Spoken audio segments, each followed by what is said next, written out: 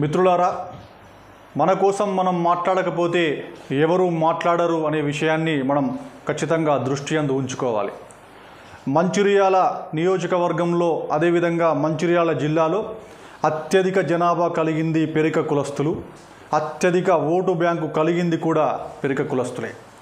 కానీ అన్ని రాజకీయ పార్టీలు పార్టీ పదవుల్లో కానీ ఎమ్మెల్యే టికెట్లలో కానీ పెరిక కులస్తులకు ఏళ్లకేళ్లుగా తీవ్ర అన్యాయం చేస్తున్నాయి.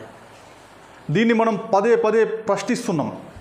1978లో సుంచి లక్ష్మయ్య ఏం తెలియని ఎడ్డి కాలంలో ఎమ్మెల్యే అయిండు, మరి ఈ పార్టీలకు ఎందుకు సోయి లేదు అని చెప్పేసి మనం ప్రశ్నించడం జరిగింది.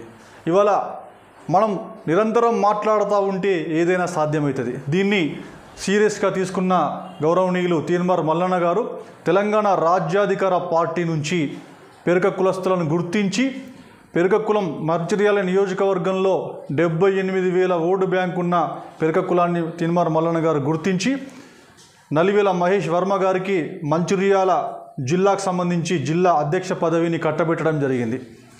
మిత్రులారా, మనం ఇప్పటిదాకా బహుజన తత్వానికి సంబంధం లేని పార్టీలలో మనం టికెట్లు ఆశించి భంగపడ్డాం.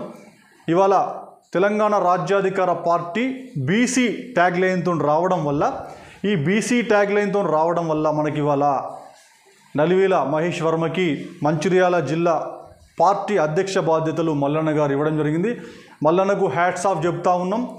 మల్లన్నను స్ఫూర్తిగా తీసుకొని అన్ని రాజకీయ పార్టీలు కూడా మంచిర్యాల జిల్లాకు సంబంధించి ముఖ్యంగా మంచిర్యాల నియోజకవర్గానికి సంబంధించి అన్ని పార్టీ పదవులు ఎమ్మెల్యే టికెట్లు కూడా పెరిక కులస్తులకు మాత్రమే ఇవ్వాలని చెప్పేసి నేను డిమాండ్ చేస్తూ ఉన్నా. ఇవాళ జనాభా ఎంతో వాటా అంతా అన్నప్పుడు ఎక్కువ జనాభా ఉన్న వాళ్ళకి ఆ స్థానంలో చోటు ఇవ్వాలి. కాబట్టి మంచిర్యాల నియోజకవర్గం మంచిర్యాల జిల్లాలో అత్యధిక జనాభా కలిగిన పెరికలకి తీన్మార్ మల్లన్న లాగా మీరు కూడా ఆలోచించి వారికి పార్టీ పదవులు ఎమ్మెల్యే టికెట్లు కట్టబెట్టి రాజకీయ ప్రాతినిధ్యం కల్పించాలని కోరుతా ఉన్నా.